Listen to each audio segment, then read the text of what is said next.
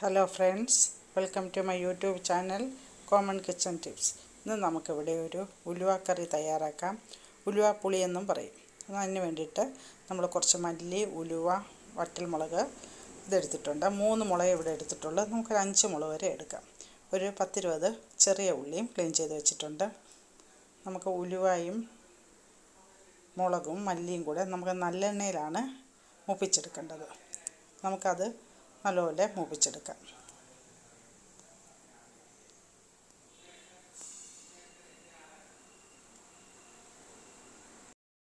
നല്ലപോലെ മൂത്ത് വന്നിട്ടുണ്ട്. നമുക്ക് ഗ്യാസ് ഓഫ് ചെയ്യാം.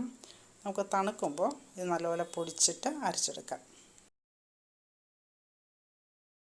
ആ എണ്ണയിൽ തന്നെ നമുക്ക് ഉള്ളിയും കൂടെ നല്ലപോലെ വാട്ടിയെടുക്കാം. ചെറിയ ഉള്ളിയാണ് എടുക്കേണ്ടത്. അത് 2ആയി പിളർന്നതോ അല്ലെങ്കിൽ ചെറുതായി കട്ട് ചെയ്തതോ എങ്ങനെ വേണമെങ്കിലും എടുക്കാം. അത് നല്ലപോലെ ഒന്ന് മൂപ്പിച്ചെടുക്കാം.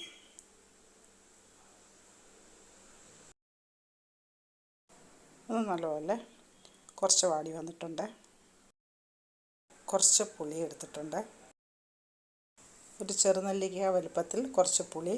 ഒന്നീ നമുക്ക് പിഴിഞ്ഞെടുക്കാം, ഇല്ലെങ്കിൽ മുളകും മല്ലിയും വറുത്തരയ്ക്കുമ്പോൾ അതിൻ്റെ കൂടത്തെ അരച്ചും എടുക്കാം. നല്ല പുളിയാണെങ്കിൽ നമുക്ക് അരച്ചെടുക്കാം. നമുക്ക് വീണ്ടും കുറച്ച് നല്ലെണ്ണ ചേർത്ത് കടുക് താളിക്കണം.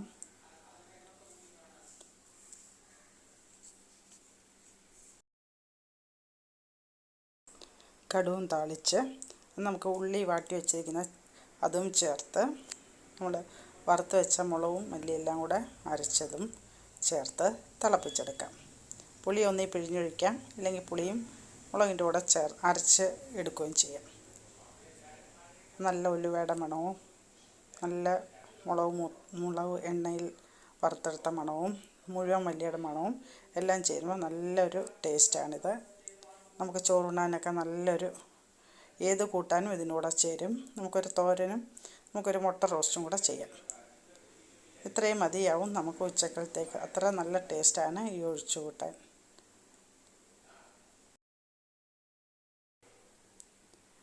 നമ്മുടെ ഒഴിച്ചു കൂട്ടാൻ ഇവിടെ റെഡി ആയിട്ടുണ്ട്.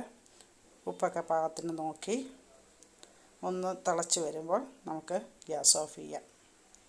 ഇത് ഫ്രിഡ്ജിൽ തേങ്ങ ചേർക്കാത്തതുകൊണ്ട് അധികം കേടാവില്ല. 2-3 ദിവസം ഫ്രിഡ്ജിൽ വെച്ചും കുറച്ച് നമുക്ക് ഉപയോഗിക്കാം. ഇനി നമുക്ക് മുട്ട റോസ്റ്റും കൂടെ ചെയ്യാം.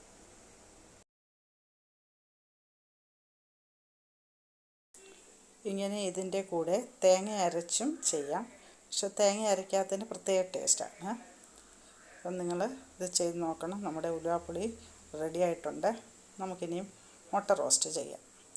നമുക്കൊരു 10-12 മുട്ട എടുത്തിട്ടുണ്ട്. അത് നല്ലപോലെ നമുക്ക് ഉപ്പിട്ട് പുഴുങ്ങിയെടുക്കാം.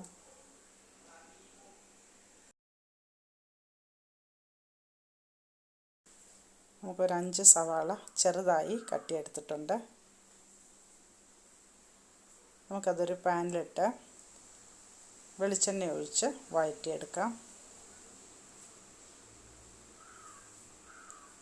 ഉപ്പുപൊടിയും ചേർത്ത് നല്ലപോലെ വഴറ്റിയെടുക്കാം. ഇപ്പോൾ ഒരുവിധം മൂത്ത് വന്നിട്ടുണ്ട്. നമുക്ക് കുരുമുളക് പൊടിയും മല്ലിപ്പൊടിയും മുളക് പൊടിയും ചേർത്ത് ഒന്നും കൂടെ എണ്ണ ചേർത്ത് ഒന്നും കൂടെ വഴറ്റിയെടുക്കാം. കുരുമുളക് പൊടിയാണ് ഇന്ന് നല്ല ടേസ്റ്റായിട്ടിരിക്കുന്നത്. മുളക് പൊടിയും ചേർക്കാം, കുറച്ച് മല്ലിപ്പൊടിയും ചേർക്കാം. ഇപ്പോൾ ഇതെല്ലാം കൂടെ ഒന്നും കൂടെ ഇളക്കിയിട്ട് നമുക്ക് മുട്ടയും ചേർത്തെടുക്കാം.